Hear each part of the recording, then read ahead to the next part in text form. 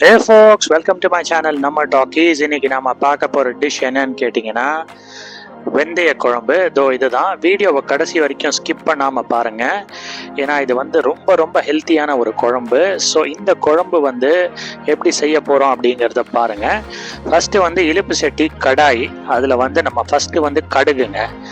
First தேவையான அளவு கடுகு, ஒரு 2லேருந்து 3 ஸ்பூன் கடுகு போட்டுக்கோங்க. அதை நல்லா வறுக்கணும், சரிங்களா? இதே மாதிரி சாட்டே பண்ணிக்கிட்டே இருங்க, மீடியம் ஃப்ளேமில் சாட்டே பண்ணுங்க போதும்.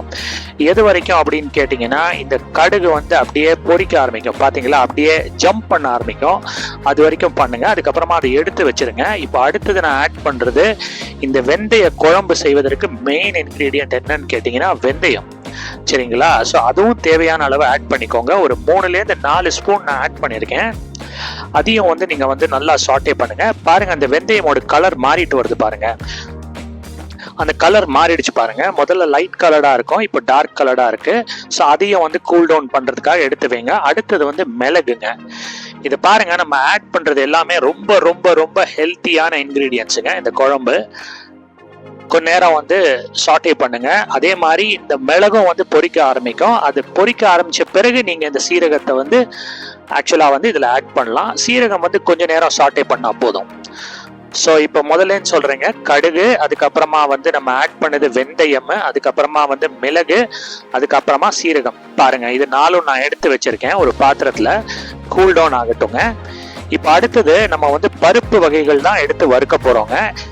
ஃபர்ஸ்ட் நான் ஆட் பண்றது கடலை பருப்புங்க. கடலை பருப்பு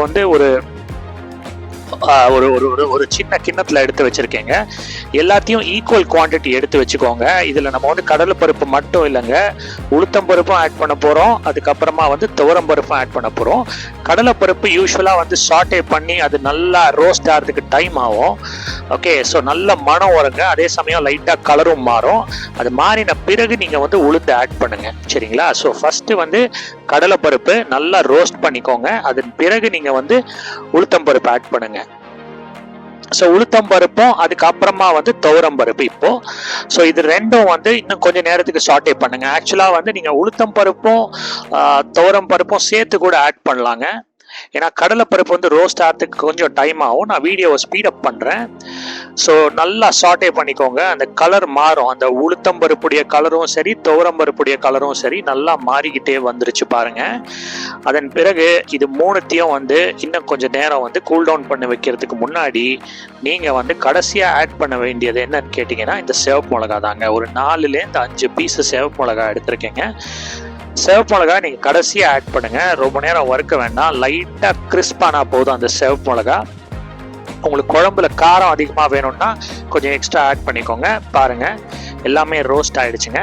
இப்போ இதை அந்த முதல்ல எடுத்து வச்சோம் பார்த்தீங்களா, அதாவது அந்த கடுகு, சீரகம், வெந்தயம், இதெல்லாம் அது கூட நான் இந்த பருப்பு வகைகளையும் அந்த சிவப்பு மிளகாயும் ஆட் பண்ணுறேங்க. அதுக்கப்புறம் இது நல்லா கூல் டவுன் ஆன பிறகு நம்ம அடுத்தது என்ன பண்ண போறோம்னா, தேவையான அளவு தண்ணி. ஏன் தண்ணி ஆட் பண்றோம்னா, இதை நம்ம இப்போ குக்கர்ல வேக வைக்க போறோங்க.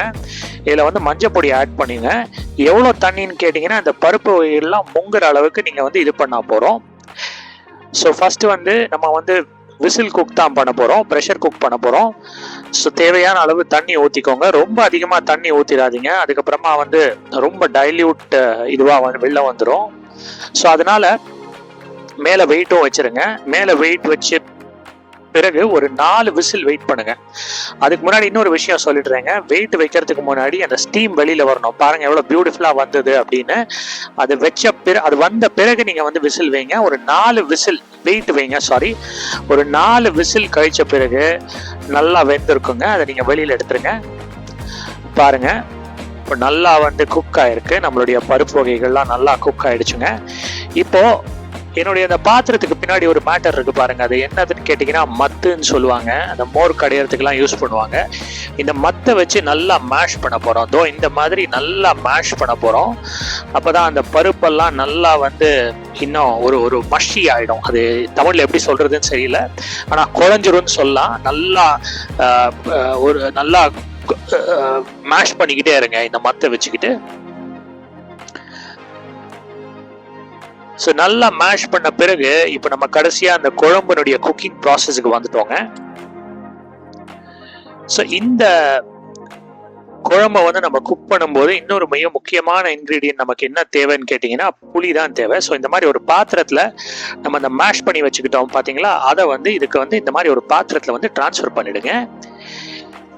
இப்போ நம்ம அடுத்தது வந்து ஆட் பண்ண வேண்டியது என்னன்னு கேட்டிங்கன்னா புளி தண்ணி. இந்த புளி தண்ணியை இதில் ஆட் பண்ணிடுங்க. பாருங்க, நான் புளி ஆல்ரெடி ஊற வச்சுட்டு இருக்கேன். ஸோ ஒரு 1/2 an hour ஊற வச்சிங்கன்னா போதும்.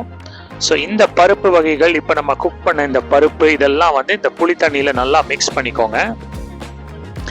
மிக்ஸ் பண்ண பிறகு கொஞ்சம் தண்ணி வேணா ஆட் பண்ணிக்கோங்க.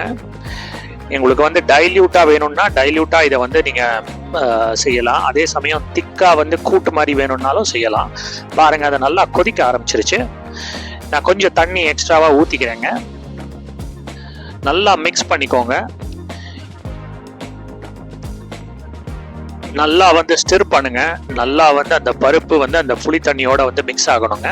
இப்போ அடுத்தது நம்ம ஆட் பண்ணுறது என்னன்னு கேட்டிங்கன்னா பெருங்காய பொடி. அதுக்கு அடுத்தது உப்பு. இது வரைக்கும் நம்ம உப்பை ஆட் பண்ணல, ஞாபகம் வச்சுக்கோங்க. உப்பு வந்து தேவையான அளவு ஒரு 3/4 ஸ்பூன் உப்பு ஆட் பண்ணிக்கோங்க. நல்லா மிக்ஸ் பண்ணுங்க. இந்த குழம்பு பார்த்தீங்கன்னா வயிற்றுக்கும் ரொம்ப நல்லதுங்க. ஏன்னா வெந்தயம், மிளகு, அதுக்கப்புறமா நம்ம ஆட் பண்ண பருப்பு வகைகள், தால் வகைகள் எல்லாமே வந்து நம்மளுடைய உடம்புக்கு ரொம்ப ரொம்ப நல்லதுங்க. குறிப்பாக வெந்தயம் வந்து மிக மிக அற்புதமான ஒரு இன்கிரீடியண்ட்டுங்க. ஃபெனுக்ரீக்னு சொல்கிறோம் இங்கிலீஷில். அதே மாதிரி மிளகும் அந்த பிளாக் பெப்பர் நம்ம ஆட் பண்ணுறோம் பார்த்தீங்களா, அதுவும் ரொம்ப அற்புதமான ஒரு ஹெல்த்தியான ஒரு டிஷ்ஷுங்க. ஸோ இப்போ வந்து நானுங்க நல்லா கொதிக்க ஆரம்பிச்சிருச்சு. அந்த பபுள்ஸ் தெரியுது பாருங்க. இப்போ அடுத்தது ஃபைனல் ஸ்டேஜுக்கு வந்துட்டோங்க. இப்போ நம்ம தாளிச்சு கொட்ட போகிறோம். அது அப்படியே பபுள்ஸ் வந்து நல்லா பாயில் ஆக ஆரம்பிச்சோடனே அதை எடுத்து வச்சுருங்க. இப்போ தாளிச்சு கொட்டுறதுக்கு மறுபடியும் நம்ம வந்து டீப் பேன் தான் யூஸ் பண்ணுறோம். உங்கள் வீட்டில் ஃப்ரைங் பேன் இருந்தால் அதை நீங்கள் யூஸ் பண்ணுங்கள். ஃபர்ஸ்ட்டு வந்து கருவேப்பிலை, அதுக்கப்புறமா திருப்பியும் சேவ் மிளகாய் ஆட் பண்ணுறேன். நல்லா சாட்டே பண்ணிக்கோங்க எண்ணெய் ஆட் பண்ண பிறகு. இப்போ அடுத்தது வந்து நம்ம என்னென்ன ஆட் பண்ண போகிறோம் அப்படிங்கிறதையும் பார்த்துடலாம்.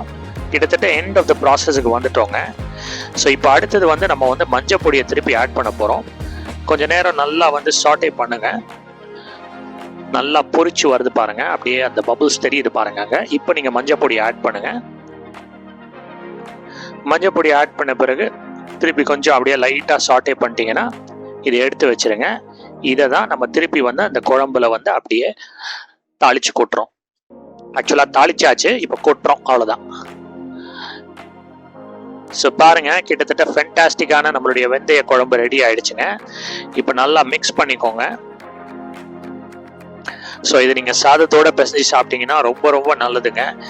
ஜென்ரலாக நமக்கு வந்து ஸ்டமக் ட்ரபிள்லாம் இருந்தால் கூட இந்த குழம்பு எதுவுமே செய்யாதுங்க. நம்ம உடம்புக்கு ரொம்ப ரொம்ப நல்லது. நம்ம வயத்துக்கு வந்து எந்த கெடுதலுமே பண்ணாது. இது ரொம்ப ஹெல்த்தியான ஒரு டிஷ்ஷுங்க. நீங்களும் உங்கள் வீட்டில் செஞ்சு பாருங்கள். கண்டிப்பாக செஞ்சு பார்த்துட்டு எப்படி இருக்குன்னு சொல்லுங்கள். ரொம்ப வித்தியாசமான ஒரு டேஸ்ட்டு. இது நம்ம யூஷுவல் தால் டேஸ்ட் மாதிரி இருக்காதுங்க. பாருங்கள், ஃபேண்டாஸ்டிக்கான வெந்தய குழம்பு ரெடிங்க. ஸோ நீங்களும் செஞ்சு பாருங்கள். தேங்க்ஸ் ஃபார் வாட்சிங் my channel. Do like and subscribe. மீண்டும் ஒரு அற்புதமான காணொளியில் சந்திப்போம். நன்றி மக்களே, வணக்கம். தேங்க்யூ.